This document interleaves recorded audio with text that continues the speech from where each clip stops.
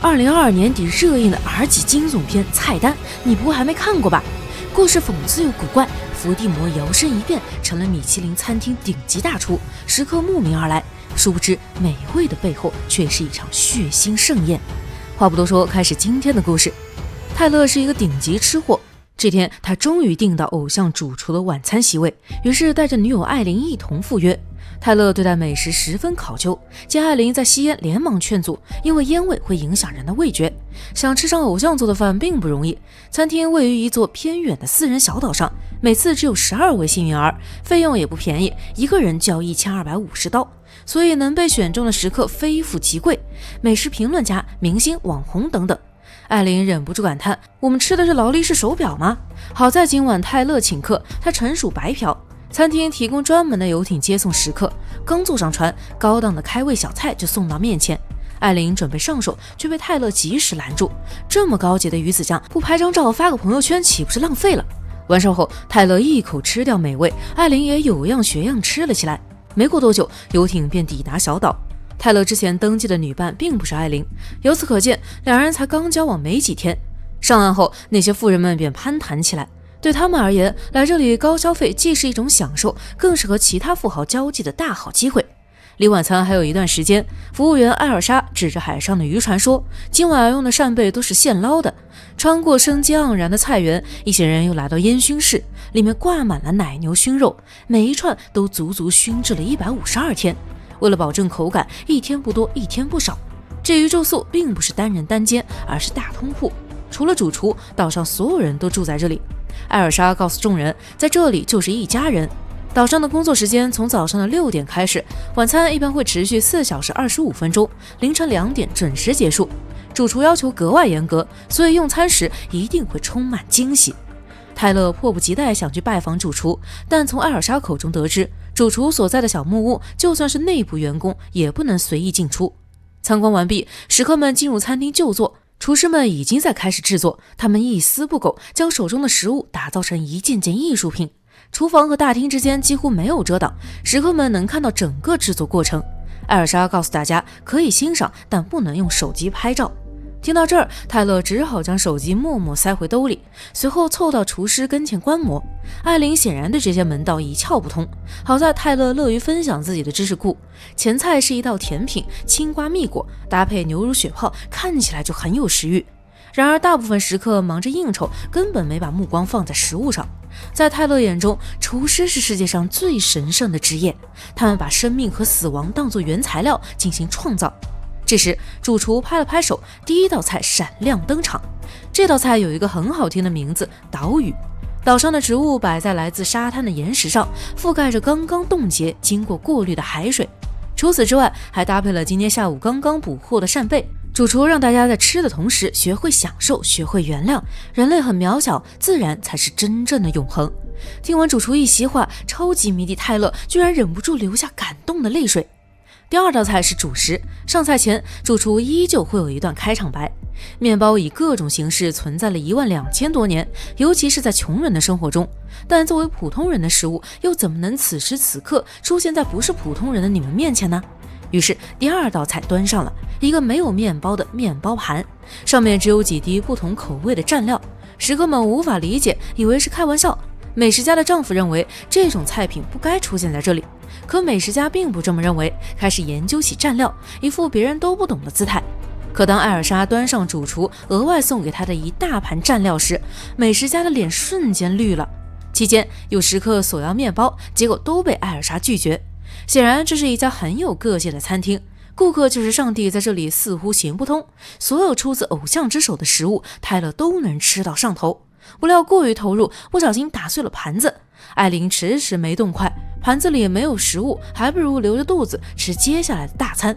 不管主厨如何劝说，艾琳始终不为所动。这么不给偶像面子，让泰勒觉得很丢人。主厨一声令下，所有厨师在同一时间开始打造第3道菜——记忆。熟悉的鼓掌声后，主厨讲起了自己的故事。独自坐在角落的老妇人正是主厨的母亲。7岁那年，父亲喝得烂醉回到家，对母亲实施了残忍的家暴。为了阻止父亲，主厨用剪刀刺伤父亲的大腿。现在回想起来，他很后悔没有直击要害。伴随沉重的故事背景，一盘插着小剪刀的熏鸡腿肉搭配玉米卷饼出现在食客们的面前。这是餐厅的招牌菜式，不管其他菜品如何创新，这道菜从未变过。神奇的是，每张卷饼后面都有为食客量身打造的图案。有人欢喜有人忧，比如这一桌食客，他们的玉米饼上都印着偷税漏税的账单。询问艾尔莎这是怎么一回事，可对方并不知情。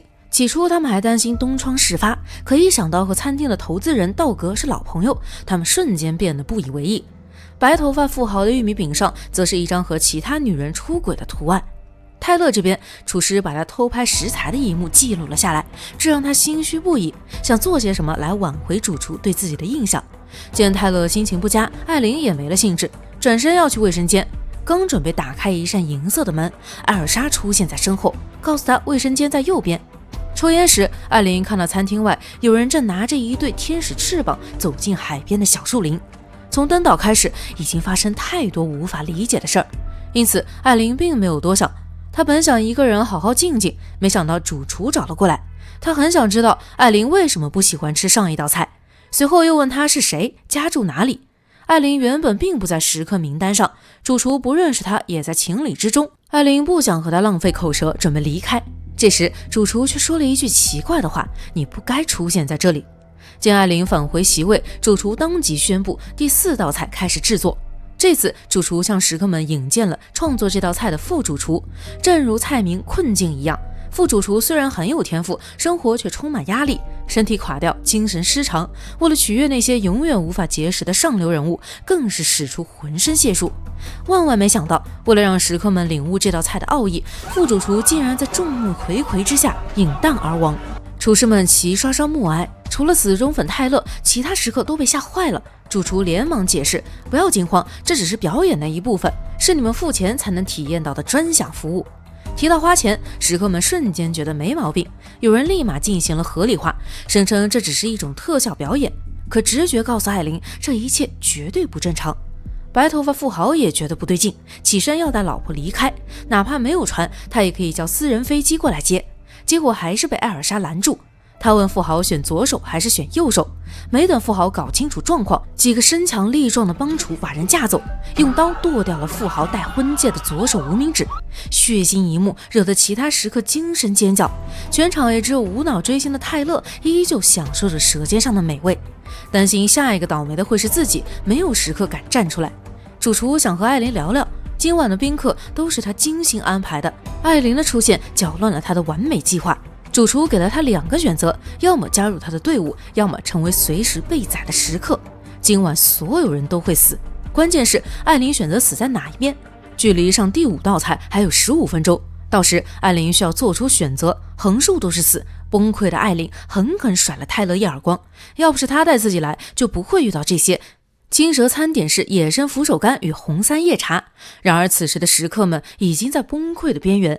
逃税团伙中的一个男人搬起凳子砸玻璃，结果玻璃质量实在太好，最后只能放弃。富豪已经光顾这里11次，递上茶水之前，主厨让富豪随便说出一道上次就餐时吃过的菜名。可是富豪完全没有了印象，这明显刺激到了主厨。他用心做菜，用心介绍每一道菜品，但在这些有钱人眼里根本不值一提。起初有人还心存侥幸，餐厅不是主厨的，谅他也不敢乱来。然而下一秒，这些人绝望了。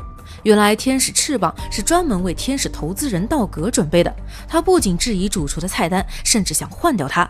灯光中，道格被绳索高高吊起，小胡子上前问主厨想要多少钱，赶紧说个数。显然主厨想要的不是钱，而是在座各位的命。随着艾尔莎挥舞着双手，道格缓缓坠入海里。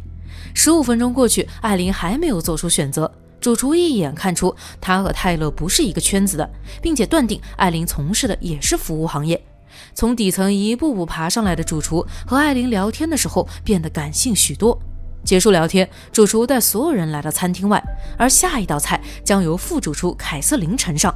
妹子讲述了自己的故事， 3年前，由于拒绝主厨的潜规则，凯瑟琳遭遇了8个月的职场孤立。这段经历给了她创造灵感，于是这道男人的愚蠢诞生了。介绍完，主厨让凯瑟琳将小剪刀扎进自己大腿，就像小时候他对父亲那样。小插曲过后，主厨给予在场的男性食客一次逃跑的机会，他们先跑45分钟，时间一到，餐厅员工将展开追捕。剩下来的女性食客则返回餐厅，享用男人的愚蠢。眼看氛围渐渐轻松，有人鼓动凯瑟琳，希望她能帮大家逃出升天。遗憾的是，今夜无人生还。正是他的提案，菜单需要一个结局，只有这样，所有概念才能串联起来，否则这只是好吃而已，没人会在乎。男食客这边，他们正在小树林里拼命奔跑，可是没过多久，他们悉数被员工抓住，灰头土脸回到了餐厅。继续上菜之前，主厨表示有一个悬而未决的问题需要处理。主厨走到泰勒身边，问之前是怎么和他说的。泰勒回答：所有人都要死。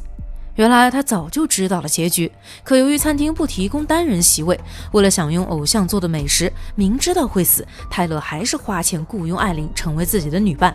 得知真相的艾琳愤怒不已，劈头盖脸打了泰勒一顿。或许是理亏，泰勒全程都没有反抗。接下来，主厨要对破坏规矩的人实施惩罚。他让泰勒亲自体验一把主厨的快乐。穿上厨师服，主厨还亲自在上面写下泰勒的名字。虽然理论知识一大堆，可泰勒根本就是个烹饪菜鸟，连简单的切菜都搞不定。最后做出来的成品毫不例外，狗都不吃。浅尝辄止后，主厨告诉泰勒，就是因为你这种人的存在，才让烹饪的神秘感不复存在。随后，主厨耳语了什么，只见泰勒神色悲戚，脱下厨师服，绝望地走了出去，不知去向何处。今晚还剩最后一道菜，是甜点。制作过程中需要1个桶，主厨让艾琳到熏制室去拿。为了争取活下去的机会，艾琳只得同意。拿着钥匙刚走，他便看到角落里自挂东南枝的泰勒。顺利进入熏制室后，艾琳找到一把匕首。之后他没有带着铁桶第一时间返回餐厅，而是在好奇心驱使下推开银色铁门。突然，暗中观察的艾尔莎出现了。他说，银色铁门后面是主厨的家，没人能进去。艾尔莎直接放话，绝不允许艾琳取代自己。争执中，艾琳成功将对方反杀。房间的墙上挂着许多主厨年轻时的照片，其中一张的他笑得格外开心。那时的主厨刚入行不久，还没有功成名就，只是一家汉堡店里的小厨师。之后，艾琳在房间里发现了无线电设备，于是向海岸警卫队求助。当主厨为一个亚裔男庆生时，艾丽带着铁桶假装无事发生回到餐厅。没过多久，外面传来汽笛声，是海岸警卫队来了。然而主厨并不慌张，先是让手下清理现场，擦拭血迹，紧接着开始讲大道理。今晚已经死了好几个人，你们想负责吗？还有你们那些不能见光的秘密，不怕被警察知道吗？再说了，今晚你们是有机会逃跑的，但从头到尾你们都没想过反抗。谁是清白的，现在还说得清楚吗？警察进来后问是谁用无线电报的警，没人回答。就在这时，警察认出了男明星，拿到签名后喜滋滋的准备离开，可打开一看，上面竟还写着求助信息。意识到情况不对，警察转身掏枪，让主厨双手抱头跪在地上。见状，食客们纷纷响应，控诉主厨要让所有人领盒饭。谢天谢地，现在他们终于得救。不料下一秒，警察将手枪移到蜡烛面前，原来这是打火机。所有人惊呆了，刚才不过又是主厨安排的一场戏。好家伙，杀人诛心不过如此。此时的艾琳也终于明白，想要活命只有靠自己。回想在房间里看到的照片，年轻时候的主厨为普通人做芝士汉堡，虽然没有名气，却能收获满满的成就感与幸福感。但随着服务对象阶级的转变，这种发自内心的愉悦感已经越来越少。有钱人、大富豪，这些人根本看不到一道菜背后厨师投入的精力和感情，都是没有感情的干饭机器而已。内心空虚的主厨正因如此，才想打造出这一场绝无仅有的血腥盛宴。艾琳主动站出来，说自己没吃饱，想点一个芝士汉堡。听到这儿，主厨居然亲自下厨。做好后，艾琳咬上一大口，夸赞味道很不错。她没有继续吃下去，而是以胃口小为由，希望主厨能让她打包带走。意外的是，主厨答应了。艾琳将一张皱巴巴的钞票放在餐桌上，之后便带着汉堡离开了餐厅。至于其他食客，刺激还在升级加倍。主持说道：“是你们让我们的艺术分崩离析，现在你们也将成为其中的一部分。”说完，手下开始整活。此时，偌大的餐厅无疑成了餐盘，所有食客也都沦为食材的重要部分。而这正是最后一道甜点——烤棉花糖饼干。食客们的身上套着棉花糖，头顶上盖着一顶巧克力做的帽子。一切准备就绪，主厨以自身为中心，点燃了整个餐厅。与此同时，艾琳已经开船驶入大海，看着餐厅熊熊燃烧的火焰，她拿出汉堡，大口地吃了起来。菜单是一部荒诞讽刺类的电影，这是接受故事的大前提，否则你会觉得这部电影特别古怪。